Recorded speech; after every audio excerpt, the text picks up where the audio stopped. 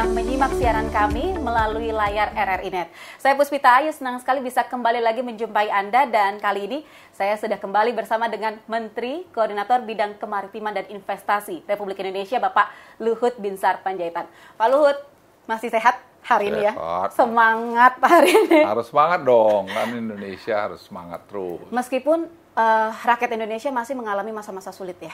Sampai hari ini? Ya, bukan hanya rakyat Indonesia, seluruh dunia sekarang. Tapi kan yang penting bagaimana pemerintah mensikapinya. Nah, kalau kita lihat kan Presiden Jokowi membuat satu program atau keputusan-keputusan yang betul-betul berpihak kepada rakyat kecil, dan terutama juga tadi rakyat kecil dan juga UMKM. Karena itu kan basis ekonomi kita kan di UMKM. Tadi kalau Anda lihat nanti bagaimana Presiden memberikan penjelasan, bantuan-bantuan ke situ, itu saya kira sangat hebat. Gitu. Oke. Sebelum kita bahas soal apa sih yang sulit menurut pemerintah, saya ingin tahu dulu sebenarnya. Untuk seorang Pak Luhut sendiri, yang paling sulit tahu Pak? Sulit itu memang kan kita nggak tahu nih musuhnya di mana. Ini kan kayak shadow boxing ya. Jadi karena virus ini baru terjadi seperti ini selama sejarah umat manusia. Dan semua ngakuin itu. Bayangkan sekarang berapa, 130 sekian negara yang sudah kena gitu.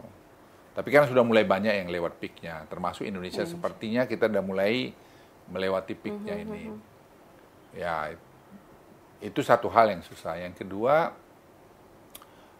karena semua dunia bermasalah, ya kita harus pertama nolong diri kita sendiri. Tidak bisa terlalu banyak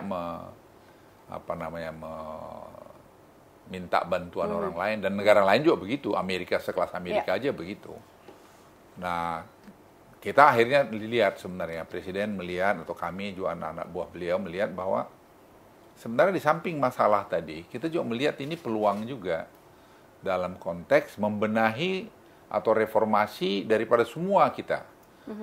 Kementerian, lembaga yang tidak efisien, yang kurang efisien kelihatan gitu. Nah, itu dilakukan sekaligus sekarang ini. Sehingga misalnya data itu kan dari kementerian ini beda. Nah, sekarang itu oleh Presiden dimintakan semua data itu disisir. Nah, padahal ini sudah mungkin dari berapa 15 tahun yang lalu nih data ini diminta disebut dari EKTP dulu kan. Tapi sekarang saya kira dengan teknologi yang ada sekarang, penyatuan data itu akan lebih bagus. Nah, penyatuan data ini kalau sempurna, kalau katakanlah 95% sempurna atau mungkin bisa dekat 100%, itu juga akan membuat proses pengambilan keputusan itu lebih mudah lagi di Indonesia. Oke, Pak Luhut, di pertemuan kita sebelumnya kan Bapak sempat menyampaikan banyak sekali keputusan yang harus diambil berhati-hati gitu, diambil dengan hati-hati oleh pemerintah. Nah, bagaimana kemudian di tengah pandemi seperti ini, di masa-masa yang sulit seperti ini, pemerintah mengambil keputusan-keputusan yang juga bisa dikatakan sulit begitu? Ya, ini seperti dulu kan tekanan-tekanan supaya lockdown. Ya, tapi Presiden itu jernih melihat. Sehingga beliau mengatakan, enggak lah. Kalau kita lockdown, ekonomi mati. Lah kita nggak mati dari corona COVID-19, matinya karena ini. Gitu. Jadi harus nyari keseimbangan. Nah, keputusan hari ini baru kita lihat, kita memang keputusan terbaik buat kita. Mungkin saja buat negara lain bagus, tapi belajar kalau lihat sekarang India, dia juga ngakui bahwa itu bukan keputusan yang bagus buat mereka.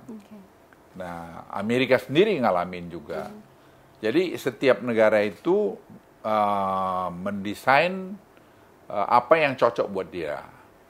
Ya, itulah kita putuskan. Nah, Presiden memutuskan ini dan sekarang kita jalanin. Dan kita juga melihat sekarang mungkin Presiden akan dari waktu ke waktu. Ini kan dinamikanya banyak nih. Jadi jangan dibilang kok cepat berubah-berubah. Memang dinamikanya begitu.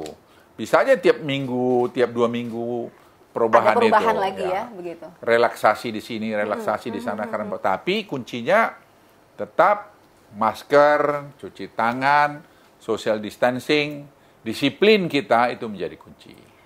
Oke, nah keputusan-keputusan apa saja sih Pak sejauh ini selain tadi ya memutuskan antara lockdown dengan PSBB misalnya, lalu apalagi yang masih menjadi sebuah keputusan yang dipikirkan terus oleh pemerintah sampai sekarang? Ya, sekarang misalnya masalah UMKM tadi, bantuan sosial tadi. Ya, karena kan saya berkali-kali ngomong di mana aja, ekonomi kita ini digerakkan lebih 70% oleh domestic consumption. Domestic consumption itu banyak main UMKM di sana. Jadi itu yang kita dorong. Nah sekarang tadi semua kita satukan, bekerja sama demi Indonesia. Itu apakah dia namanya Gojek, namanya tadi Grab, namanya Tokopedia, namanya Gtek, namanya Shopee, namanya apa saja itu semua. Itu bekerja sama dengan kementerian misalnya UMKM Pak Teten. Ya. Dia bekerja sama mungkin kelautan, bekerja sama dengan para wisata. Jadi semua makin terintegrasi. Yang dulu kita tidak pernah. Itu saya katakan tadi, ada sisi bagusnya sekarang. Karena saling membutuhkan, itu jadi lebih efisien lagi. Data makin baik. Nah ini yang tidak banyak dilihat orang. Nah orang selalu kesusu, kita pengen cepat supaya gerakannya lebih cepat. Cepat itu juga ada waktunya. Jadi tidak bisa juga presiden istilahnya gerusa-gerusu, enggak. Semua tertata dengan baik. Okay. Dan presiden saya lihat memastikan semua bahwa bantuan sosial itu sudah sampai ke masyarakat. Kalau sudah sampai, baru tadi tindakan-tindakan lebih ketat dilakukan. Okay. Lah kalau rakyatnya lapar, bantuan ketat, tindakan ketat dilakukan, kan tidak bagus. Saya berkali-kali juga selalu bilang itu, pelajaran yang saya dapat dulu.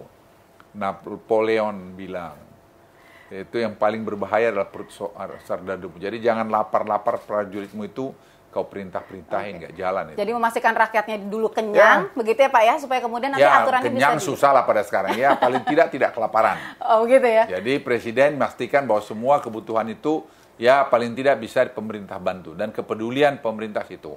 Nah itu berjalan sejajar nanti dengan mulai kita pelonggaran-pelonggaran di sana-sini, sehingga lapangan kerja mulai terbuka, dan seterusnya, dan seterusnya.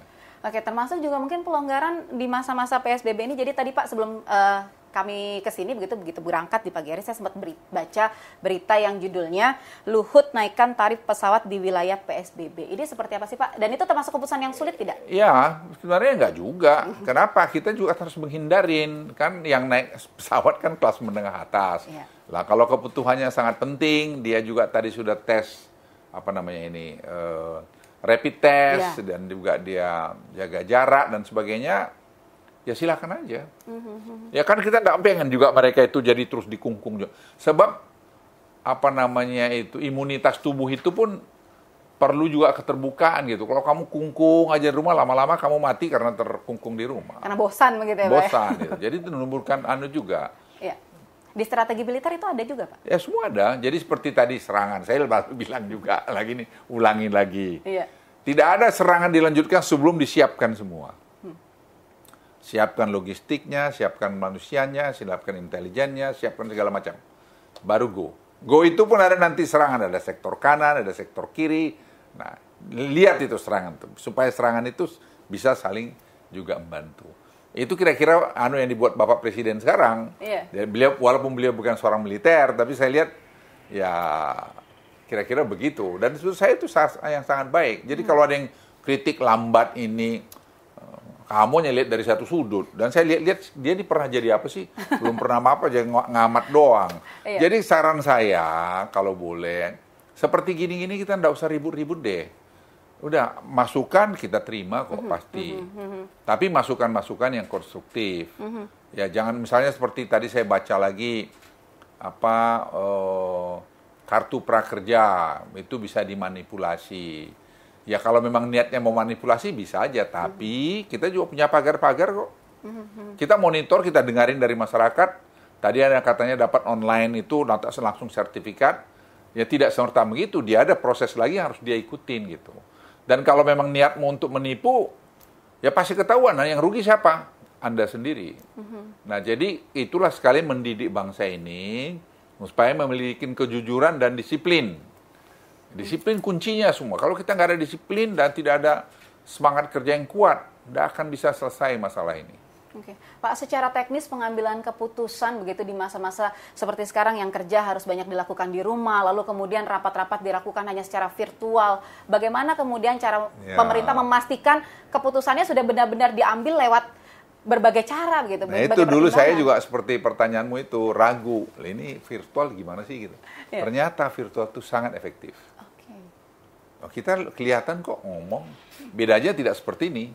Tapi kalau virtual itu cepat dan semua pasti lebih banyak hadir. Undangan hampir belum pernah saya lihat ada yang absen. Semua hadir. Dan kapan aja kita atur bisa, grup-grup langsung cepat. Tadinya saya pikir saya banyak istirahat work from home, ternyata nggak juga. Itu sampai malam ada video call terus. Jauh lebih sibuk. Oh iya, ya tidak jauh lebih sibuk, tidak jauh lebih sibuk dalam proses pengambilan keputusan. Kalau di kantor banyak ketemu orang, nah, jadi ada butuh ini, butuh sana lagi nih. Kalau di work from home itu tidak. Lebih fokus malah. Fokus. Nah jadi kalau dibilang proses pengambilan keputusan jadi lambat, tidak. Justru menurut saya lebih tajam dan lebih cepat. Gitu ya. Jadi di tengah situasi yang kita juga tadi Pak Luhut sampaikan, ini masalahnya kita belum tahu selesainya kapan, begitu.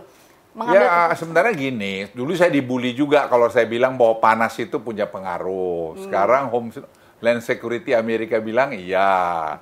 Ya bisa enggak juga sih, tapi paling tidak orang-orang pinter Amerika itu sudah membenarkan hasil penelitian profesor atau ahli-ahli Indonesia. Itu yang saya suarakan. Nah sedih saya, loh kok ini pendapat orang-orang Indonesia, ahli-ahli peneliti Indonesia terus begitu dianggap tidak benar. Justru menurut saya, kenapa kita ini sekarang ini sepertinya lebih cepat ini recovery? Mungkin karena panas matahari juga berpengaruh. Tidak semua serta-merta menyelesaikan masalah. Tapi itu punya pengaruh terhadap proses itu. Mungkin juga yang kedua, karena kita dulu punya injeksi-injeksi TB lah, injeksi apalah itu dulu, itu juga mungkin pengaruh. Jadi banyak faktor yang kita harus menghitung itu sebagai keuntungan. Tapi kalau kita nggak disiplin, kita tidak tadi melakukan jaga jarak, tidak cuci tangan, tidak juga pakai masker, itu juga akan masalah. Jadi saya pikir hidup kita nih sampai paling tidak sampai akhir tahun itu akan pakai masker terus. Harus dibiasakan begitu ya Pak? Harus dibiasakan. Harus biasakan cuci tangan. Ya mungkin gradually nanti akan berkurang ke depan. Tapi kalau kita mau para elit ini, ayo kita sama-sama lakukan itu. Saya juga nggak suka pakai masker, tapi ya pakai juga. Habis gimana? Ya harus. Pak, bicara soal disiplin, mungkin buat seorang Pak Luhut yang memang dulu adalah tentara, disiplin itu modal utama, mungkin hal yang mudah untuk belajar. Tapi kan masyarakat biasa? Enggak juga, tergantung pemimpinnya. Rakyat itu kan tergantung pemimpin. Rakyat itu dulu bilang pakai helm, semua nurut. Pakai safety belt, semua nurut. Nah, tapi pemimpinnya harus kasih contoh. Nah, kalau pemimpinnya ngomong juga berantakan, ya rakyatnya memimpin berantakan. Jadi kita ini sebagai yang dibuat jadi pemimpin, kasihlah ketauladanan, kasihlah contoh. Apalagi bulan Ramadan, bulan suci gini, itu saya kira momentum untuk refleksi, untuk kita tidak sembarang ngomong. Apalagi jelekin orang lain. Data tidak ada, jelekin. Ya puasamu batal lah kalau gitu. Pak, ini balik lagi ke soal Ramadan ya. Di pertemuan sebelumnya juga kita sudah bahas soal mudik, aturan mudik. Ini saya ingat banget Pak Luhut menyampaikan, ini strategi militer yang kita gunakan. Begitu pertama mungkin diingatkan dulu, lalu kemudian nanti akan ada hukuman lebih keras di berikutnya. Tapi Pak, sejauh ini dari mulai penerapan sampai hari ini, sudah berjalan seperti yang diharapkan belum? Ya, menurut saya syukur oke kita. Tapi kita juga sekarang lihat nih, kalau ternyata terus lagi menurun, membaik ini tadi laporan jumlah yang meninggal berkurang, terus yang sembuh tinggi, ya mungkin kita akan buat pelonggaran-pelonggaran di sana-sini. Ya kita nggak tahu. Jadi kalau bilang ini Pak Luhut nggak tegas, kamu sudah saya bilang tadi, kamu hadapin virus gimana kok mau tegas-tegasan? Tegasnya itu terukur lah, kita lihat. Nanti hasil modeling, hasilnya ini kita lihat. Apa? Jadi kami membuat keputusan itu berangkat dari tadi hasil modeling dan kita lihat di lapangan. Lebih mudah menghadapi mungkin tentara atau ini ya Pak, perang yang memang terlihat musuhnya daripada perang ngerti ini. Ngerti kan, musuhnya di sana ada 10 orang, 100 orang, 200 orang tahu. Ada di kiri, ada di tengah, di atas senjatanya begini tahu. Ya, sedang apa susunan istilahnya itu tentara, susunan bertempurnya tahu.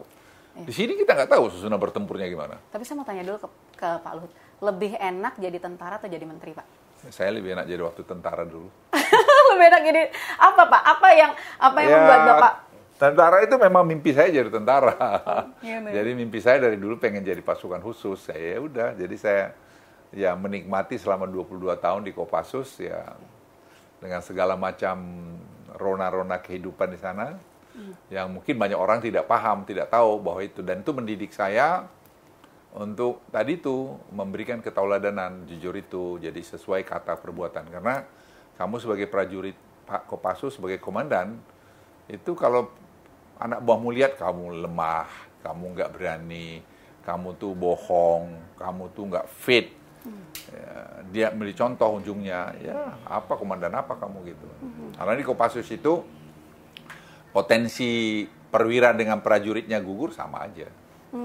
Karena jumlah mereka kecil dan mereka selalu paling dulu ke depan gitu. Jadi ya itu mewarnai saya, perjalanan hidup saya. Dan kemudian saya juga pupuk diri saya sendiri bahwa kalau kau jadi komandan yang baik, itu kepemimpinan ya, intinya cuma satu, ketauladanan. Jadi sesuai kata dengan perbuatan. Dan itu sekarang umur saya 73 tahun, itu umur saya makin tua ini makin saya, oh ya benar. Jadi saya beringin kepada anak buah saya contoh. Jangan asal ngomong. Dan harus berani mengatakan benar kalau benar, salah atau salah. Nggak boleh ragu untuk itu. Ya, jadi kita pertaruhkan semua untuk itu. Nah ini saya juga ingin, tadi kalau ada anak-anak muda yang dengar, kalau kamu jadi pemimpin, mimpi jadi pemimpin, kamu juga bisa aja jadi pemimpin, you never know. Ya, karena jauh secara kamu kecil hati karena kamu anak tukang sayur, anak petani.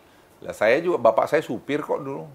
Presiden itu dulu anak tukang kayu, bisa. Jadi semua peluang itu Tuhan kasih. Yang penting kalau menurut saya, di umur saya segini, ingin kasih nasihat kalau boleh, itu kamu harus punya hati yang baik.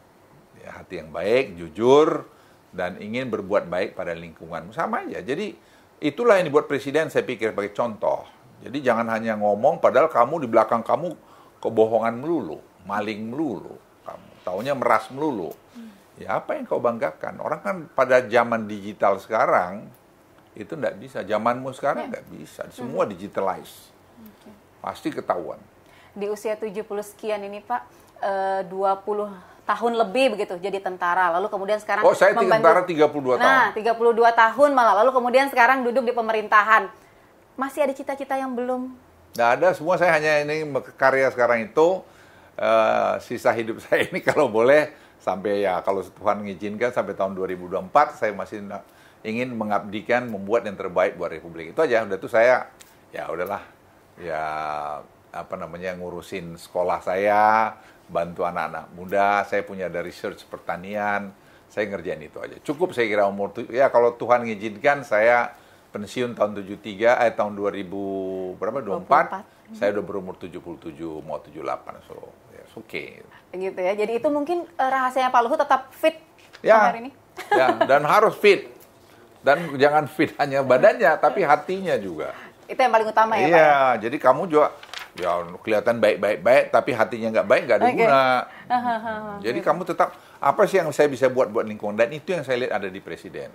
Itu ya. Oke, ini sebenarnya saya nggak menyangka juga kalau seorang Pak Luhut yang terlihat tegas begitu Pak, Bapak kalau menyampaikan keputusan begitu kan kelihatannya orang akan hati-hati nih gitu. Tadi juga saya sudah dipesankan Pak sama kawan-kawan, hati-hati ketemu Pak Luhut ini ya. Tapi ternyata bisa begitu cair, begitu bisa. Memang sebenarnya kalau di rumah begini Pak? Ya, saya bercanda lah, ya di rumah mau apa? Ya, kan kamu ada waktunya untuk tegas, ada waktunya kamu untuk juga jadi sebagai bapak, sebagai kakek, kan ada semua waktunya. Yang saya ingin sebenarnya sharing pada teman-teman itu, be yourself. Buat kamu yang muda, be yourself. Jadi, tidak mungkin, saya berkali-kali ngomong, tidak mungkin ada satu pemerintah yang membuat rakyatnya sengsara, polisinya sengsara, tidak mungkin aja. Oke Pak, berarti sekarang kembali lagi ke pemerintahan. Step selanjutnya apa sih Pak yang akan dilakukan oleh pemerintah? Ya ini saya bilang tadi, pemerintah besok Senin, Presiden akan menerima paparan dari tim new economy. Yes. Nah itu sudah bicara situ sekarang, karena kita kan harus rencanain.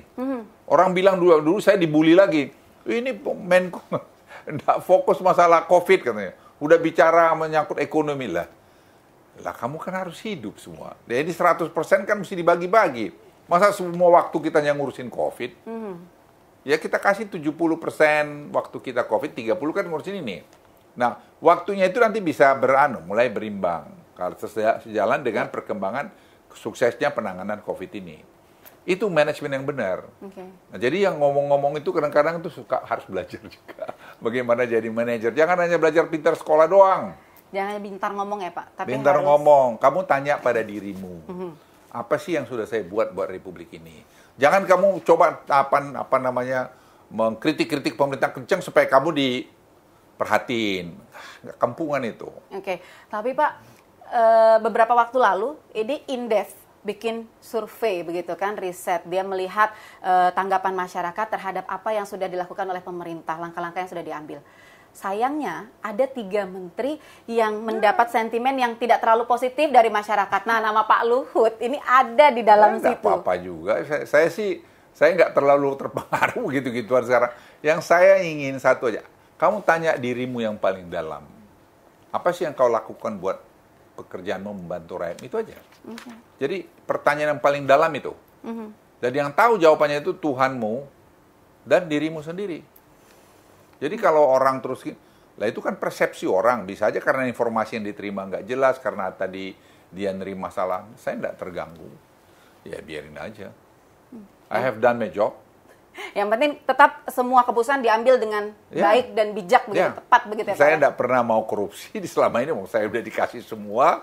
Nah, sekarang kamu mau korupsi, bagaimana mau korupsi? Ada orang mikir, wah ini karena di jabatan Menko Marves ini ngurusin dengan investasi Cina, lantas dapat uang Cina dari mana? Itu mungkin dia persepsikan kalau dirinya kalau duduk di tempat saya ini lantas dia sudah begitu. Nggak bisa. Sekarang semua zaman digitalize. Oke. Berarti udah nggak ada tempat yang basah dan kering? Nggak, susah itu. Kalau kau main-main, pasti ketahuan. Okay. Pasti, apalagi zaman Pak Presiden ini, dia lihat semua. Pasti. Lah presidennya nggak begitu, masa kita berani gitu? Anaknya nggak begitu. Okay. Contoh itu saja. Yeah. Jadi kalau ada orang nuduh-nuduh, itu saya kira aneh. Hubungan kita sama Saudi, sama United Emirates Arab bagus, sangat bagus. Dia kasih sumbangan loh kemarin untuk COVID-19. Dengan Cina juga bagus. Dengan Amerika juga bagus. Dia kasih sumbangan tiga-tiga nih. Singapura juga ngasih. Jepang ngasih. Lalu saya teleponan. Kalau dibilang saya hanya hubungan sama Cina lah, yang punya telepon si Minister Suhail saya. Okay. Yang telepon Presiden perintah. Okay. Karena dia teman saya. Terus dia kasih $5 juta. Saya bilang jangan kasih uang, beliin barang. Okay. Dia kirim kemarin sampai 20 ton. Kemudian sama Cina begitu juga. Mereka mau ngasih duit, jangan duit. Kasih barang-barang. Itu berapa puluh ton kemarin. Okay. Saya kira lebih 100 ton. Amerika juga sama. Amerika sama juga. Presiden Trump bicara sama Presiden Jokowi. Saya tindak lanjutin sama si Adam Boiler. Ya, dia ngirim ventilator, malah dia nawarin bisnis lagi coba, bikin pharmaceutical industry di Jawa Tengah. Jadi di mana kita yang dibilang pro ke Tiongkok itu proses? Nggak ada. Undang-undang dasar belas kita kan bebas aktif. Lah itu yang kita lakukan, ya itu yang saya kerjain. Sesuai perintah Presiden, sesuai dari perintah konstitusi. Okay. Yang salah itu di mana? Ya hubungan kita Singapura baik. Lah investor terbesar, biar kamu tahu, itu di dunia ke Indonesia itu Singapura. Bukan Cina loh. Setelah itu Jepang, baru Cina. Oh, Cina justru malah jadi negara ketiga ya? Malah keempat tadinya. Okay. Tapi sekarang juga kalau Cina mau investasi kan kita serang aja. Asal ini kita yang ngatur. Tetap semua setirnya di kita ya, Pak? Iya dong. Kendalinya di kita ya? Iya dong. Orang bilang banyak pegawai Tiongkok lah. Awal-awal ya biarin aja, dia selesai jadi fabriknya, ya udah cukup ya kau pulang, kita yang awain. Okay. Nah itu yang terjadi di Morowali sekarang, 45.000 pekerja, hanya ada berapa sekarang? Hanya ada 3.000 orang Tiongkoknya. Di Virtue Dragon, Konawe Utara itu dari 11.700 orang Cinanya. Jadi ya yang dapat lapangan kerja siapa ya kita, dan teknologi kita dapat. Dan pendidikan kita dapat. Ya kita kan jadi lebih maju di Indonesia Timur sana. Itu memang strateginya begitu ya? Lah iya dong. Masa kamu mau menangan sendiri, yang bener aja. Dia yang taruh uang. Dia bilang, gua mesti aman dong, duit gua di sini gitu. Oke, tapi saya bilang setelah ini jalan, kamu harus masukin orang Indonesia ganti. Kamu harus mulai nyingkir. Kamu harus kurang dari 10% ada di sini. Lah, itu yang kita lakukan sekarang. Kalau enggak, kapan kita ada alih teknologi? Ya. Kalau enggak, kapan kita punya dapat nilai tambah? Kan berpuluh-puluh tahun Indonesia nggak ada. Freeport, mana ada nilai tambah? Sekarang smelternya dia mau batalin, coba. Oke. Pak, ini bicara soal investasi juga, realisasi nanti untuk rencana investasi di 2020. Sekarang ini malah nggak ada menurun nurun itu karena reschedule aja, karena 3 bulan ini nggak bisa kerja. Ini sekarang mereka udah anu nih dari Australia, Andrew Forrest, dia bilang boleh nggak kami masuk untuk hydropower. Masih kemarin teleponan sama saya, video call. Yes, jadi semua jalan. Karena Indonesia ini, tadi saya baru dengar pagi, barusan sebelum kemarin masuk, orang udah masuk uang lagi ke Indonesia. Karena dilihat Indonesia ini, wah ini dia pikir tadi kita mau gimana gitu. Enggak, kita steady terus. Policy kita steady. Sesuai dengan ritmenya Indonesia. Jadi jangan terus kita harus, mesti sesuai seperti Singapura.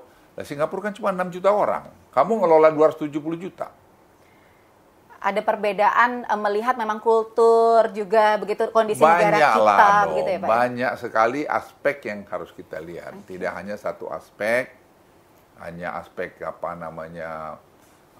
ilmiah saja. Banyak kultur yang kamu bilang tadi, budaya itu. Beda lah. Ya. Bayangin kamu suruh tutup Jakarta ini semua mati. Nggak ada bisnis. Ya bubar Republik ini. Berarti ntar Juli ini semua udah mulai rame lagi nih Pak? Insya Allah ya, knock wood ya, kita berdoa. Ini mestinya sih kalau data ini semua bagus, ya Juni tengah-tengah mungkin sudah mulai, bukan jangan Juni, mungkin juga dekat-dekat Lebaran sudah ada mungkin sebagian yang terbuka. Misalnya Ancol gitu. Iya. Kenapa sih nggak dibuka Ancol? Matahari kok. Asal jaga jarak. Tetap protokol kesehatannya dipatuhi. Semua kita harus disiplin itu. Daripada kamu di rumah terus mudeng kamu di rumah, lama-lama kamu mati di rumah. Stres di rumah. Jadi suruh aja pikir. Itu lagi kita pelajarin baik-baik. Jadi kalau saya lempar ini tadi, supaya masyarakat paham, ini berkembang terus loh. Bisa mungkin kita bikin nanti anak-anak sekolah SD, karena nggak ada kan yang kena COVID itu hampir nggak ada ya. Anak SD ke bawah hampir nggak ada. Atau mungkin nanti SMP, atau mungkin nanti SMA dan seterusnya. Jadi semua kita lakukan secara bertahap, bertingkat, dan berlanjut. Oke, berarti Pak Luhut, karena kita semua tentu berharap ini lebih cepat selesai, begitu ya. Tadi juga sepertinya Bapak ya optimis ini supaya menular juga optimisnya ke masyarakat begitu ya, bahwa semua pembangunan nanti akan bisa kembali lagi normal gitu. Apa lagi terakhir yang mungkin bisa dipesankan kembali ke masyarakat? Kalau boleh himbau nih, ya ini saya kira kan TV RI atau RRI net ini, RRI ini kan menurut saya keren, bagus. Seluruh Indonesia jarang pejabat yang make ini. Makanya saya dorong, ayo kita pejabat ngomong di sini, pejabat pemerintah, supaya rakyat tuh tahu bahwa pemerintah tuh nggak bohong-bohong gitu. Pemerintah tuh beneran membuat rakyat tuh kerja bagus. Saya jamin untuk itu. Jadi kalau ada orang bilang ini, datang ke saya deh. Pasti kita lakukan. Bahwa kita tidak sempurna, yes. Kita juga kan manusia. Tapi bahwa spirit presiden, spirit pemerintah memberikan terbaik pada rakyatnya, saya berani jamin. Jadi kita ayo kita kompak. Kalau ada yang kurang beritahu dengan baik. Jangan nyebarkan berita-berita bohong, karena itu juga merusak imunitas kita, merusak persatuan-kesatuan kita juga. Jadi itu aja saya titip sih semua. Ini saya tadi hampir ketinggalan Pak. Bagaimana kemudian Bapak menghadapi banyak berita-berita bohong, kan ditemukan banyak sekali Pak begitu. Lalu ini salah satu nih melalui RRI yang paten ini, yang keren ini. Jadi RRI ini biar RRI yang keren ini juga menyebarkan berita-berita baik. Jadi itu pencerahan pada semua. Dengarkanlah berita-berita baik. Jangan Anda terprovokasi berita-berita bohong yang selama ini menghantui kita dan banyak merusak negeri ini. Oke, baik. Pak Luhut Binsar Panjaitan, terima kasih sekali. Terima kasih. Bincang-bincangnya hari ini tetap sehat, Pak. Ya. Tetap semangat, sukses selalu. Terima kasih. Ya, itu dia tadi pendengar bincang-bincang kami bersama dengan Menteri Koordinator Bidang Maritim dan Investasi Luhut Binsar Panjaitan. Ingat tadi pesannya Pak Luhut, tetap patuhi protokol kesehatan. Kita semua berdoa semoga pandemi ini cepat berlalu dari Indonesia. Tetap semangat, tetap sehat, dan jangan lupa yang terakhir tadi, nurut apa kata pemerintah. Ya. Saya Puspita Ayu pamit undur diri. Sampai jumpa dan terima kasih.